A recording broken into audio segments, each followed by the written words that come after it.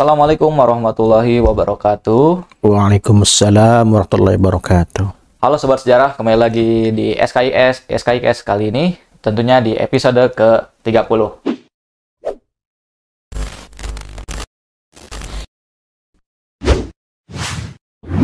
Nah, perkenalkan, nama saya Muhammad Sanijaya. Di podcast kali ini, saya akan menemani teman-teman semua di podcast kali ini. Dan tentunya pada podcast kali ini itu kita membahas suatu topik yang sangat menarik sekali, yaitu bagaimana asal-muasal bagaimana Islam masuk ke Nusantara, atau tepatnya di negara tercinta kita, yaitu negara Indonesia. Nah, untuk membahas topik yang sangat menarik kali ini, sudah hadir bersama saya, yaitu narasumber yang sangat luar biasa, yaitu Bapak Dr. Zainal Mastuki, MAG, seorang dosen sejarah peradaban Islam dari UIN Cyber Science Negeri Cirebon. Selamat siang, Bapak. Selamat siang. Gimana kabarnya? Alhamdulillah, baik dan sehat, begitu. Alhamdulillah. Ya. Nah, Pak, oke, langsung aja kita memulai untuk pembahasan kali ini. Nah,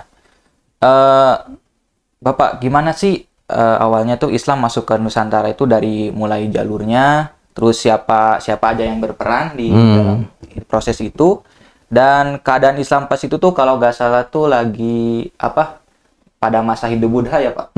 Nah, bagaimana sih respon mereka tuh yang agama Hindu-Buddha itu dan ketika Islam datang tuh? Ya. Baik, terima kasih Mas Sandi dan tim kreatif dari jurusan SPI yang secara konstan melakukan podcast ya, nama SKI Podcast yang sudah ke-30. Ini luar biasa, saya kira ini sebuah keberhasilan istiqomah dalam melakukan podcast. Mudah-mudahan di tengah keistiqomahan ini karyanya dinikmati oleh banyak kalangan ya. Adapun kemudian masukan-masukan ya kita terima sebagai sebuah bagian kreasi karena kita sudah tampil dan layak mungkin diapresiasi, dan mungkin juga ada yang perlu diingatkan sebagainya, itu layak untuk dinikmati saja sebagai sebuah kehidupan gitu ya. Baik, kembali kepada pertanyaan tentang asal muasal Islam ya. Ini menarik kalau bicara asal muasal Islam masuk ke Indonesia atau ke Nusantara, dan ini tema yang selalu update ya. Sejak masa lalu, sejak para tokoh-tokoh pernah ada simposium atau seminar Islam masuk di tahun 57 misalnya, para pakar kita, para leluhur kita memperbincangkan Islam masuk di Nusantara. Dan sebagai sebuah dinamika keilmuan, sejarah juga menampilkan informasi-informasi yang terbaru berkaitan dengan Islamisasi Nusantara begitu ya. Jadi Nusantara ini kan sebuah negeri kepulauan ya. Kalau melihat dari konteks perdagangan dunia global saat itu, sebelum abad 1 Hijri, sebelum 1 abad Masehi, itu memang perdagangan dan perniagaan seringkali menggunakan darat. Jadi sejak tahun 500 sebelum Masehi sampai Masehi ya, sebelum Masehi itu menghajatkan bahwa perdagangan dengan darat. Namun kemudian setelah keilmuan ditemukan, ilmu navigasi, ilmu pelayaran, ilmu penguasaan terhadap lautan, maka mulai abad 1 Masehi itu kemudian perdagangan itu berganti pola dengan laut. Jadi laut menjadi arus besar, hilir mudiknya kapal-kapal yang membawa berbagai keperluan berkomoditas seantero dunia. Nah, sampai dengan abad berikutnya, abad kedua, abad ketiga, keempat ini menjadi semakin ramai perdagangan laut itu, dan Nusantara itu ketiban pulung ya. Jadi perlayaran dari India ke Cina misalnya, dari Arab ke Cina, itu kan banyak melewati pelabuhan-pelabuhan Nusantara. Bahkan oleh Ibnu Battuta itu juga dilewati sebagai sebuah kawasan yang disinggahi oleh beliau. Nah, karena posisinya di pesisir dan seringkali terbuka terhadap arus dagang dan tidak serta-merta dagang komoditas saja, sebenarnya mereka yang hilir mudik yang singgah di pelabuhan Nusantara itu juga memperdagangkan budayanya, dan tanda petik ya, memperdagangkan cara hidupnya, memperdagangkan akidahnya mungkin dalam bahasa kita, sehingga kemudian warga Nusantara yang ada di pemukiman pesisir itu menerima. Maka tipologi masyarakat pesisir itu kan tipologi menerima dan terbuka, tanpa kemudian menghalangi itu. Karena satu sisi keberuntungan bagi pelabuhan-pelabuhan itu adalah masukan. Semakin ramai kapal yang datang, maka semakin banyak masukannya di situ ya. Nah, para pedagang ini kan kadang-kadang menunggu angin muson. Jadi menunggu angin yang menggerakkan kembali kapalnya ke tujuan berikutnya, ke tujuan pulang kampung lagi. Nah, ketika menunggu itu kan dia sudah habis dagangannya, maka dia akan melakukan akulturasi, melakukan transaksi non komersil. Jadi setelah habisnya transaksi komersil, dalam bahasa agama muamalah maliyah, itu juga ada transaksi non komersil, muamalah ghairu maliyah.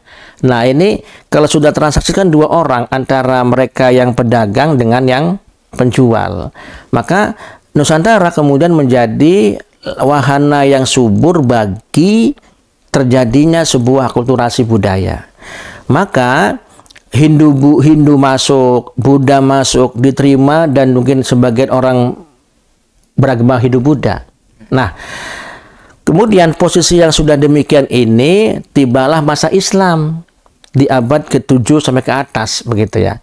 Nah, jadi sosial kapital yang sudah dimiliki oleh Kepulauan Nusantara ini juga dinikmati oleh penyebaran Islam.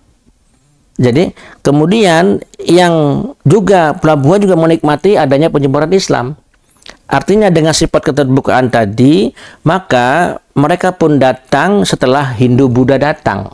Karena kalau abad kan 45 itu Hindu ya. Kemudian 7 ke atasnya itu sudah ada silih berganti agama lain. Walaupun Hindu juga masih berjalan terus juga ya.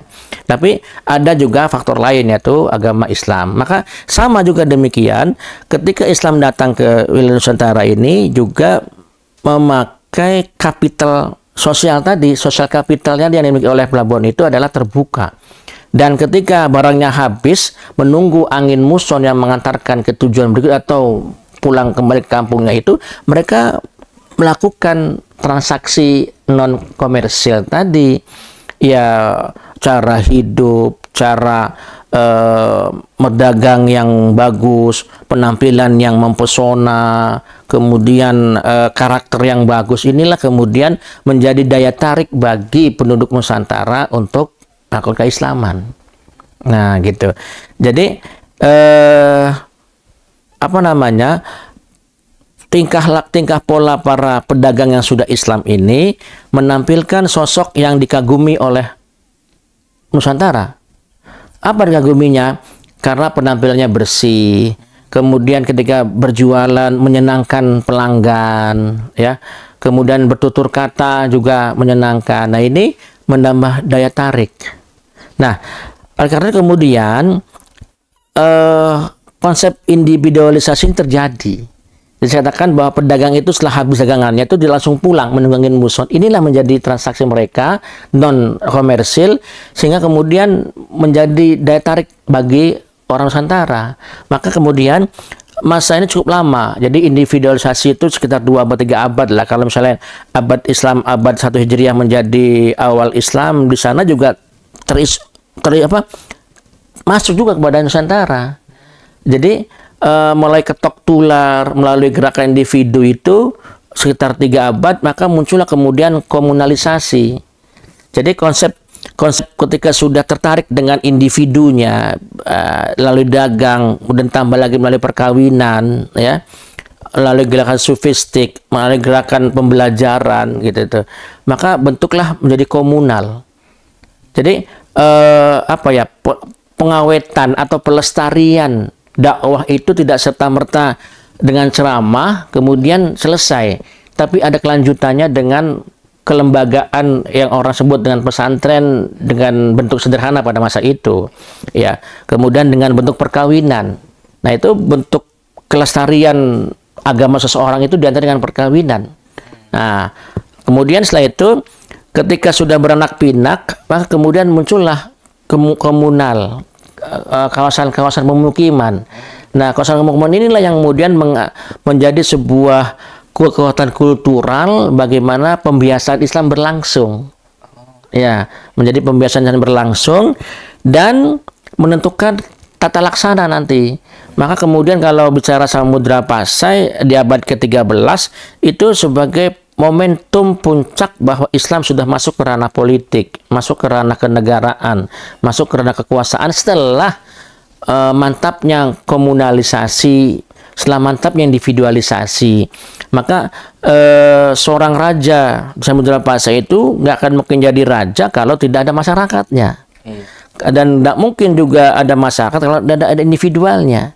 Nah, itu saya kira yang membuat Islam itu disegani karena melalui proses kultural, ya, yang kemudian ketertarikan itu tidak saja dihadapi pada konteks agamanya, tetapi kepada muamalahnya. Jadi muamalah itu dimaknai ya bisa muamalah komersil, transaksi komersil atau transaksi non komersil itu menarik minat bagi segenap penduduk Nusantara.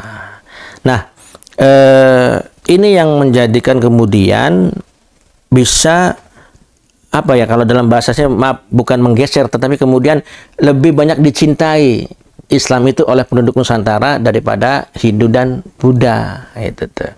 Jadi termasuk di Indonesia, di Cirebon juga ini Mas. Ini Cirebon itu juga kan Sunan Gunung Jati berdiri kerajaan Cirebon di tahun 1479 misalnya. Itu nggak serta-merta dia berdiri raja itu. Ada komunalisasi dulu, ada individualisasi dulu. Contoh yang kita ketahui dalam sejarah individualisasinya misalnya ada Syekh Nurjati, ada Syekh Kuro, ada Ki Gede Alang-Alang, ada Ki Gedeng Tapa, ada Subang Larang, ya. Kemudian ada Walang Sungsang, kemudian ada Rara Santang. Itu individu-individu yang kemudian menciptakan bagaimana Islam itu dipeluk.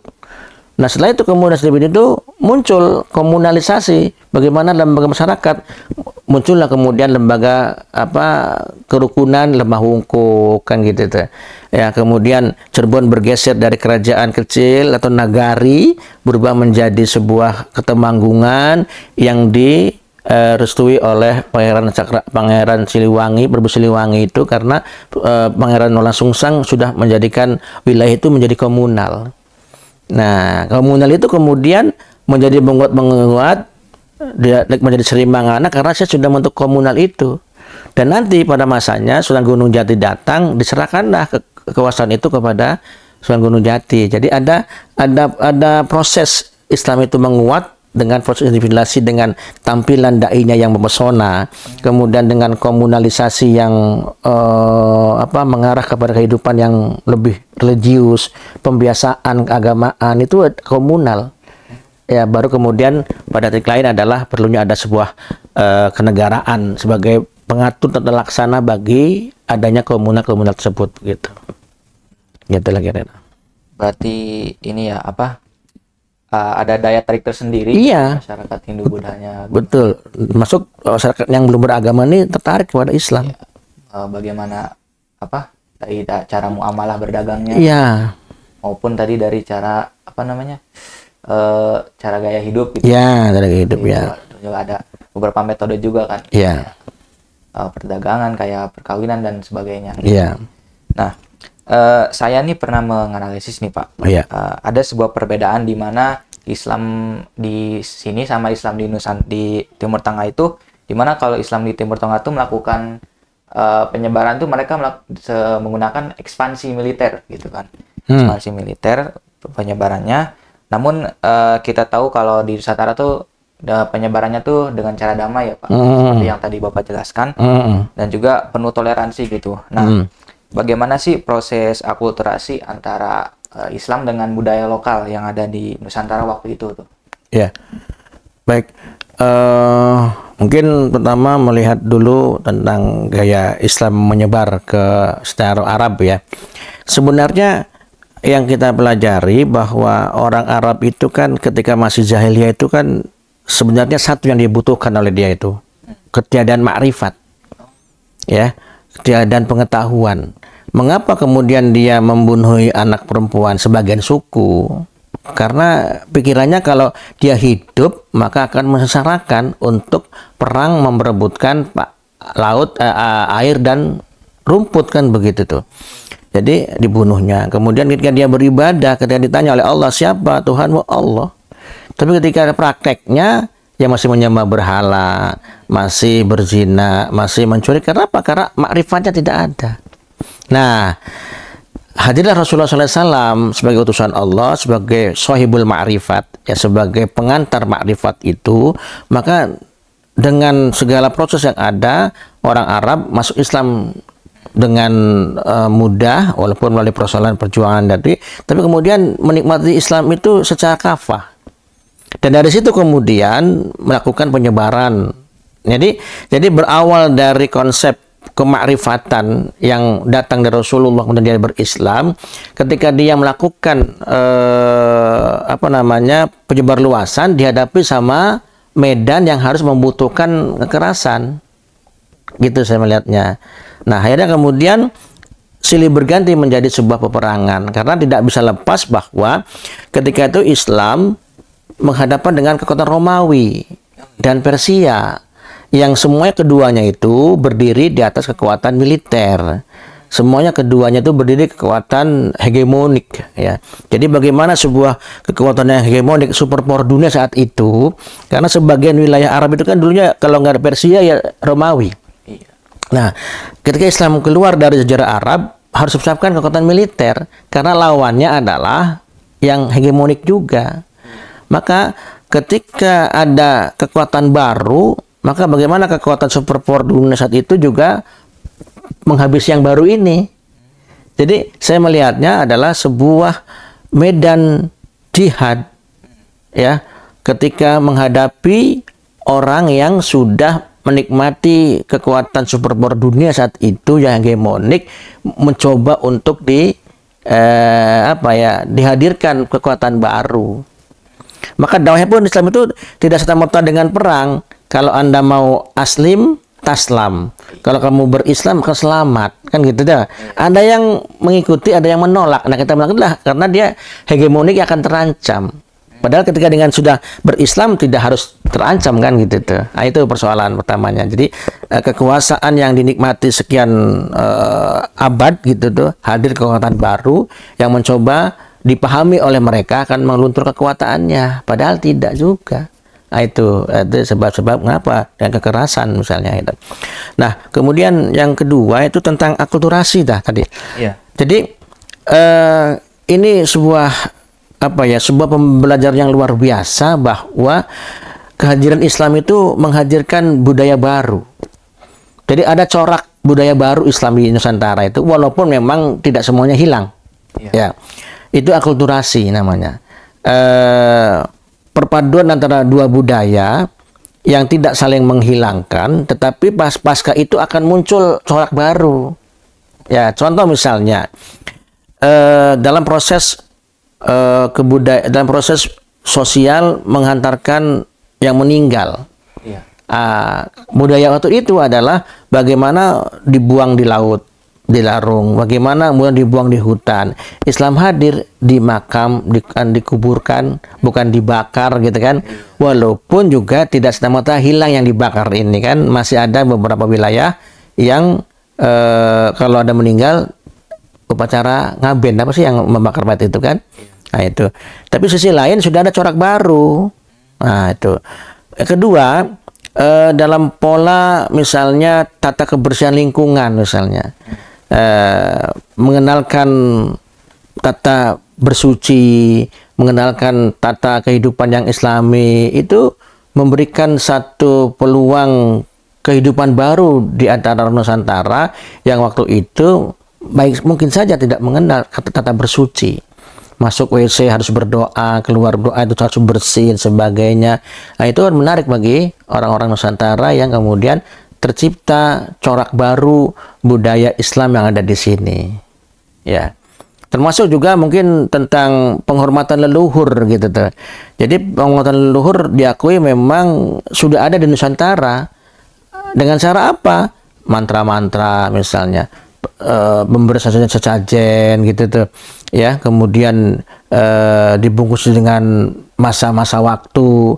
Nah itu coba kemudian dicarikan akulturasi budayanya, nggak usah mantra-mantra lah, cari yang kalimat thayyibah misalnya, tahlil lah gitu kan, bahasa yasin lah gitu tuh.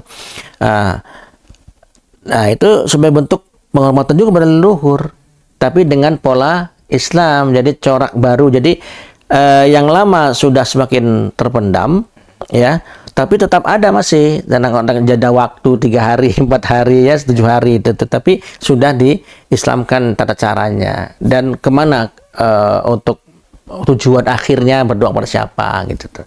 Itu yang terjadi. Berarti kalau zaman dulu pas kayak peperangan gitu emang pada kondisi saat itu emang ya mau gak mau harus gitu. Harus dibutuhkan, iya, gitu. Nah sementara di Indonesia kan enggak. Siapa yang hegemoniknya? Enggak. Mungkin kerajaan juga Kutai yang pertama juga kan tidak begitu hegemonik.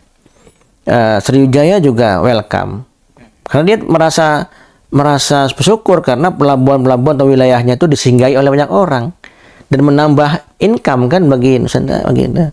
Nah, itu jadi beda kondisi akan membuat beda Islam masuk ke dalam suatu daerah gitu. Di dalam proses akulturasi itu di mana Islam datang tuh berarti emang nggak serta-merta menghilangkan ya? Tidak serta-merta menghilangkan. Itu. Ya. Ke pertanyaan selanjutnya itu. Ya. Bagaimana sih Pak pengaruh masuknya Islam ini terhadap sistem sosial dan politik yang ada di masa itu? Oh ya, baik. Nah, ini sangat besar sekali pengaruhnya. Jadi ketika Islam masuk itu merubah yang terjadi dalam konteks perdagangan. Contoh misalnya begini, sebelum Islam itu perdagangan dengan barter ya. Barter komoditas gitu kan, itu yang sudah berlanjut ya. Kemudian barter komoditas itu meningkat menjadi barter dengan emas dan perak. Komoditasnya dibarter dengan emas dan perak. Apakah beras, apakah jagung, apa-apa itu dibarter dengan beras. Apa buktinya? Saya kemarin waktu itu ke museum di Yogyakarta yang dekat dengan Prambanan gitu ya. Saya melihat ada laksana jagung, bentuk laksana jagung bertangkai, baik warnanya silver dan kuning. Saya tanya kepada penjaganya, ini apa? Ini adalah emas dan perak sebagai alat tukar komoditas. Itu pengaruhnya. Apa maksudnya perjalanan sejarahnya? Nah, ketika Islam masuk, emas dan perak yang berbuah atau laksana jagung tadi itu berganti dengan koin. Ya, jadi pengaruh Islam datang untuk menjadi alat tukar saat itu adalah emas yang sudah berbentuk koin. Sementara pada zaman masa Hindu emasnya berbentuk tangkaian biji jagung, laksana biji jagung. Nah, kemudian ketika Islam masuk datang, tangkaian itu tidak lagi berlaku tapi bentuknya koin emas dan koin perak. Itu ditemukan di situs Bongal, Patre Timur, Sumatera Utara. Jadi ragam kehidupan terutama dalam hal keuangan itu ditemukan. Nah, memang saya belum sampai ke sana ke situ Bongal ya. Saya pernah ke Museum 1 Abad Hijriah di Solo. Saya menemukan artefak berupa dinar dirham yang ditemukan di situs Bongal itu. Jadi itu berlogo ada dinasti Umayyah, ada Abbasiyah. Itu kan maksud dinasti awal kan ya. Kalau bicara misalnya 100 tahun lah kira-kira, itu kan berarti abad 1 Hijriah sebenarnya Islam itu sudah masuk ke sini karena ada bukti dengan temukannya alat tukar moneter itu. Nah, ketika itu kemudian tidak saja dimiliki oleh Umayyah Abbasiyah, dengan berdirinya kerajaan Islam, maka ditirulah moneternya, sistem moneternya dengan dinar dan dirham. Tak kurang dari 40 kerajaan Nusantara itu berdiri pasca keislaman penduduknya berdirilah. Nah, itu kan perlu ada kegiatan alat tukarnya. Maka pengaruh Islam berbentuk dinar Islam itu, dinar dirham itu diikuti oleh kerajaan-kerajaan Islam di Nusantara. Saya masih punya koleksi dinar di masa Samudra Pasai. Ada 4 buah itu, masing-masing 0,5 gram. Sudah ditemukan dan sudah kita punya.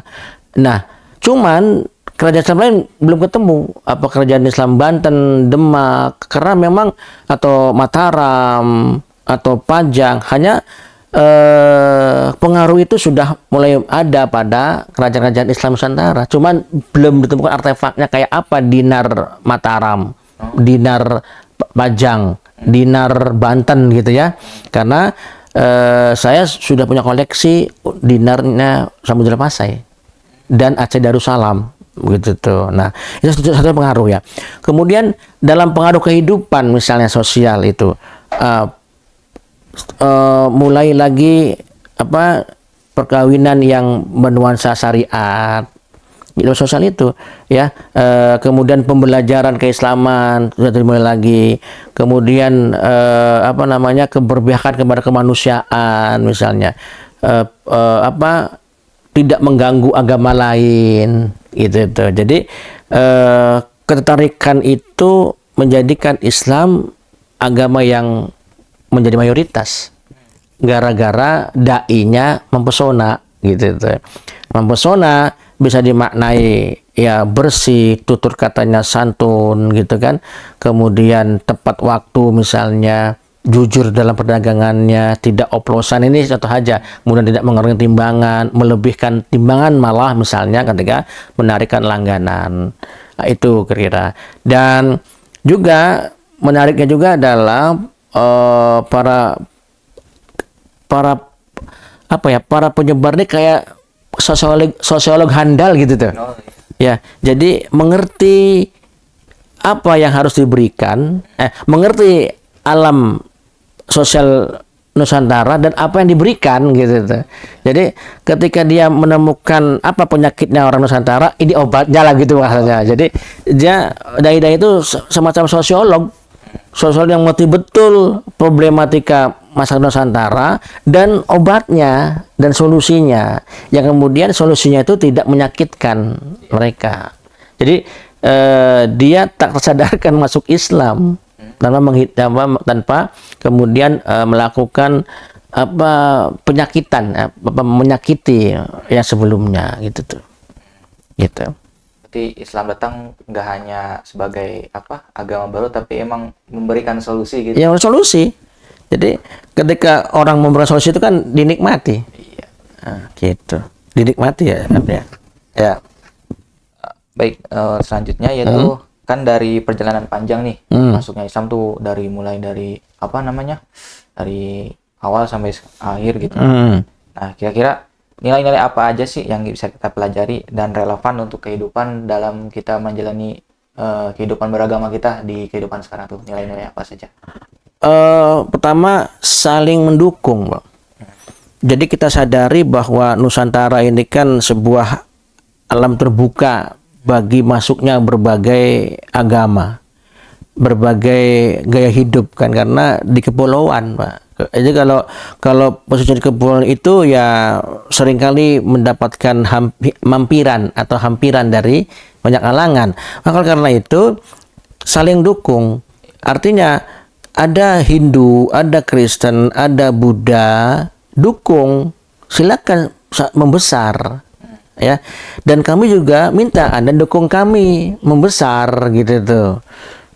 Dan sudah ada rambunya, silakan membesar dengan sendirinya dan dukunglah kami membesar dengan sendirinya. Jadi tidak usah kemudian membantu besarnya mereka, dan mereka juga nggak usah membantu besarnya kami. Silakan berkembang sendiri, silakan menentukan nasib sendiri, silakan. Nah itu pertama. Jadi saling mendukung akan kebesaran masing-masing. Itu yang kedua. Yang kedua, itu pertama tadi ya. Yang kedua itu adalah kebersamaan.